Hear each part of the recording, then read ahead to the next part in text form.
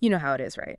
That constant pressure maybe you feel at work, always pushing, always trying to achieve the next thing. Oh, definitely. It's like there's this unspoken race towards some kind of finish line, this idea of finally making it. Yeah, that phrase, making it. Okay, so let's unpack that feeling. For your deep dive today, we're getting into Samhita Mukhopadhyay's book, The Myth of Making It, A Workplace Reckoning. That's right. We've got excerpts from the publisher laying out her main ideas and also, well, a really interesting mix of opinions from Goodreads reviews. Right. And our goal here really is to cut through the noise, to figure out what this book is actually telling us about work culture today and that whole relentless pursuit of success you just mentioned. Exactly. Think of this as like a shortcut to the core of the book. Mm, You'll get the key insights, the critical take it offers on things like leaning in or hustle culture, even the whole girl boss thing, without needing to wade through everything yourself. a solid overview. So let's just dive right in. What's the central argument? What's Mukhopadhyay really getting at? Well, the title gives a big clue, obviously, but essentially, she argues that our common definitions of workplace success, they're largely myths. Myths. Yeah, and these myths, she says, they lead straight to burnout and really take a big toll on your personal well-being. Her own experience, what she calls her workplace reckoning, was apparently a huge driver behind writing it. A reckoning. You mentioned she went through that. What did that involve for her? What did she realize? Well, she'd achieved a lot of the external markers, the good job, the right image. But she found herself constantly giving up time outside work, overspending, just feeling totally drained by it all. Sounds familiar for many, I bet. Exactly. And crucially, she saw it wasn't just her, it was happening to lots of people around her. Maybe even resonates with things you've seen. Absolutely. Which I suppose brings us to her take on workplace feminism. One of the reviews mentioned she looks at that critically. Yeah, and it's fascinating. She traces how workplace feminism has evolved, from the 60s right up to now. Right. And she gives this really sharp analysis of those phrases we hear all the time, having it all, leaning in, the girl boss. Uh-huh. She basically questions how these ideas, even if they started with good intentions, often ended up putting all the pressure on individual women to sort of navigate or overcome systemic problems on their own. So it's less about whether one person can juggle everything and more about the system itself making that juggling act feel almost impossible or at least incredibly costly for so many people. Is that fair? That's a great way to put it. Fair. Precisely. And that ties right back into her own story. Right. The publisher info mentions her sacrificing time with family, with friends, working those crazy long hours. And at first, she sort of rationalized it, Yeah. Like, this is just the price you pay for success. It's a powerful narrative, isn't it? That the grind is just part of Yeah. the deal. But the book seems to push back hard against that. Totally. And a really key part of that pushback is her critique of things often sold as solutions, Yeah. like self-care. Ah, yes. Self-care. One Goodreads reviewer called it a bullshit Band-Aid, which, while blunt, kind of captures part of Mukhopadhyay's point. Okay. She argues that, look, taking care of yourself is obviously important personally, but it doesn't actually fix the bigger fundamental problems in the workplace structure itself. Right. It's like slapping a plaster on a wound that needs stitches. Might help for a second, but the real issue isn't addressed. Exactly that. Another review quoted the book saying these wellness activities are so because they let the actual oppressive structures like patriarchy, white supremacy, toxic capitalism off the hook. Hmm. So the insight there is that these individual fixes often shift the burden onto you to cope with these huge forces instead of demanding that the systems themselves change. And when they say toxic capitalism here, we're talking about an economic setup where that relentless drive for profit can really sideline worker well-being and ethics, feeding that pressure cooker environment.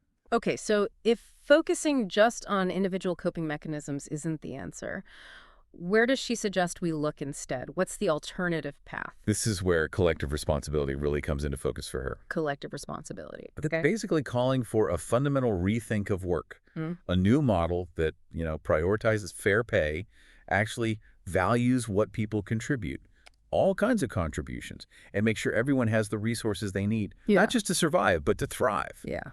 One reviewer called it an impassioned plea for collective change. That feels like a pretty major shift in thinking. Not just finding your way through the current maze, but actually working together to redesign the maze itself, maybe? Yeah, Make it more equitable. you got it. But, as you mentioned, the Goodreads reviews you shared showed people had, well, quite different reactions to all this. What stood out there? Yeah, what was the range?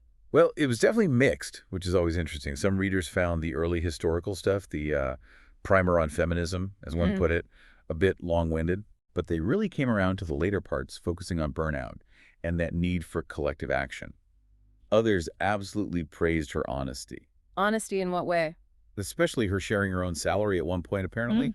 That kind of transparency, plus her critique of corporate diversity and inclusion efforts that often feel, a bit shallow. Yeah, that kind of openness is rare. I can see how that would land well, especially for people who've seen those surface level D&I initiatives. It seems like it did. On the flip side, though, some readers who are already pretty deep in these kinds of discussions felt the book didn't offer a ton of radically new ideas for them. Ah, okay. Familiar territory, perhaps. Right. They pointed out that some solutions mentioned, like stronger unions or paid family leave, are, well, already big topics in progressive circles. That's a fair point. If you're already steeped in that world, you might be looking for something else. Exactly. And a few reviewers felt the book didn't quite nail down one single clear thesis beyond just saying, hey, the way we think about work now is problematic. Hmm. But then others saw it as a really vital intersectional text, meaning it does a good job exploring how things like race, gender, and class intersect and create different kinds of inequality and pressure at work. So connecting the personal to the systemic, which seemed to resonate, but you also mentioned one review highlighted attention. Something about critiquing capitalism while also giving advice for navigating it. Yeah, that was a really sharp point someone made. It touches on a real challenge, doesn't it? How so? How do you push for fundamental system change while also giving practical tips to people who, still have to pay rent and operate within the current system tomorrow? It's a tricky balance to strike. Definitely. Okay, so wrapping this deep dive up, what are the absolute core messages from the myth of making it? What should people really walk away understanding? I think the main takeaways are, first, recognize that a lot of our common ideas about success at work are just that, ideas, maybe myths. Second, understand the very real personal costs of chasing those myths. Right, the burnout, the sacrifices. Exactly. And third, realize that individual fixes like self-care, while maybe nice, aren't enough to tackle the deep systemic problems. It really boils down to a call for collective thinking, for shared responsibility, moving towards reimagining work itself, making it more humane, more equitable, a place that values people, pays them fairly, gives them support. That idea of a liberated workplace is kind of the vision she puts forward. Okay. Wow. This has definitely been a thought-provoking look into Mukhopadhyay's arguments. It really does make you question those default settings we have about work and success. Absolutely. It pushes you to look critically, not just at your own ambitions, but also at the larger structures you're operating within.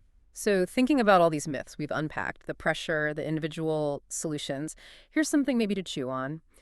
What could a truly fulfilling, sustainable approach to work actually look like? For you personally, but also maybe for your wider community or workplace? That's the big question, isn't it? Yeah. That balance between individual drive and collective well-being. It really is. And look, if this chat has got you thinking, digging into Samhita Mukhopadhyay's The Myth of Making It yourself is definitely worthwhile. And as we've discussed, checking out those Goodreads reviews gives you a really good sense of the different ways people are engaging with these ideas.